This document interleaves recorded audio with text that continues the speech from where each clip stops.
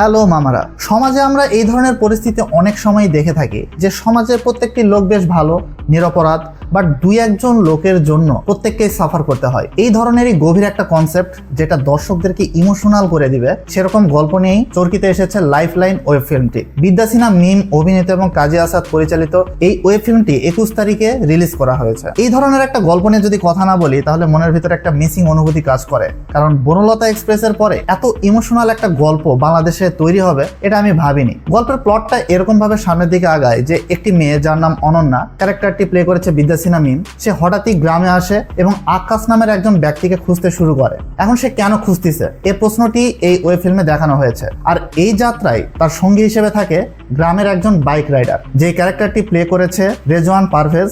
আর এই যাত্রা যত সামনের দিকে এগুতে থাকে তত রহস্যের জট খুলতে থাকে এবং আপনি গল্পের অনেক গভীরে ঢুকে যান। এখানে বোরিং হবার কোনোই উপায় নেই। 100 মিনিটের যেই গল্পটি আমাদেরকে দেখানো হয়েছে সেই গল্প পুরোটাই দর্শকদেরকে কানেক্ট করে ফেলবে। বিশেষ করে বিদ্যা সিনহা মিমের যে অভিনয়, সে মালিক মুভির পরে এত ম্যাচিউরড একটা ক্যারেক্টার প্লে করেছে এবং তার ক্যারেক্টারের সাথে দর্শক খুব সুন্দরভাবে কানেক্ট হতে পারবে, তার ইমোশন আপনি ফিল করতে পারবেন। অন্যদিকে রেজওয়ান পারভেজ, সে যেন জীবন্ত একজন কুরবান, তার অভিনয় অনেক ন্যাচারাল। এছাড়াও এখানে গাজী রাকাত রয়েছে, আখমো হাসান রয়েছে। তার অভিনয় দেখলে মনে হবে যে এতদিন বাদে সে এত সুন্দর একটা ক্যারেক্টার পেয়েছে, সেই ধরনের কাজ আরো সামনের দিকে করুক, সেটা নাটকে হোক, ওয়েব সিরিজে হোক অথবা মুভিতে হোক, সে করুক। তার ভিতরে সেই অ্যাক্টিং পটেনশিয়ালিটি রয়েছে। এছাড়াও যদি অভিনয়ের বাইরে আমি কথা বলি, এর বিজিএম গুলো ভালো। এখানে গ্রামীণ যে সকল দৃশ্যগুলো দেখানো হয়েছে এগুলো বেশ ন্যাচারাল ছিল এবং ফিল জায়গা ছিল যে আমরা একটা বাস্তবিক গল্প দেখছি, সমাজের একটা চিত্র আমাদের সামনে তুলে ধরা হচ্ছে এবং এটা আসলেই খুবই সুন্দর। এর সিনেমাটোগ্রাফি ভালো হয়েছে এবং স্ক্রিন প্লেও বেশ দারুণ। আর এই ধরনের কনসেপ্ট যখন আমরা দেখি তখন আমাদের মনের ভিতরে কিছুটা হলেও একটু আগ্রাসন আসে যে আমরা কেন ইমোশনাল হচ্ছি, এখানে কেন এই ধরনের ঘটনা ঘটছে। বাট এটাই তো বাস্তব, এটা আমাদের সামনে তারা দেখিয়েছে। দু একটা জিনিস আমার কাছে নেগেটিভ মনে হয়েছে, সেটা এর সিনেমাটোগ্রাফির যে কালার সেটা অনেকটাই ন্যাচারাল রাখা হয়েছে। যদি আরেকটু এক্সপেরিমেন্টাল করা হতো তাহলে অ্যাজ এ ফিল্ম এটা একদম পারফেক্ট হতো।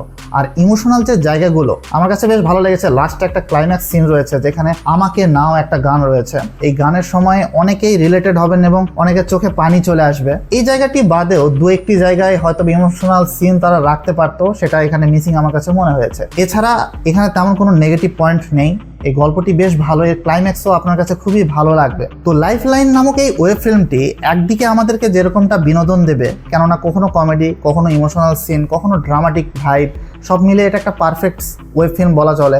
এবং এটা যখন দর্শকের সামনে আসবে তখন একদিকে আমাদেরকে বিনোদন দিবেই, অন্যদিকে আমাদেরকে সমাজের একটা চিত্র দেখাবে এবং বাস্তব রূপ আমাদের সামনে তুলে ধরবে। আর এখানে কাজী আসাদ যেরকম ভাবে ইমোশন দেখিয়েছে, এখানে প্রযোজনায় ছিল রেদওয়ান রনি। তার দম মুভিতে মূল ক্যারেক্টারে যতটা রিলেটেড হওয়া যায় না তার চাইতেও বেশি এখানে লাইফলাইনে দেখা গিয়েছে। কাজী আসাদ সেটি করে দেখিয়েছে। আরেকটা বিষয়, জাহিদ নীরব এখানে মিউজিকের কাজ করেছে, তার মিউজিকের কাজগুলো খুবই ভালো, বাট রকস্টার মুভিতে সেই ধরনের গান আমরা দেখতে পাইনি। তো সব মিলিয়ে লাইফলাইন একটা গুড প্যাকেজ এবং দেখার জন্য খুবই ভালো।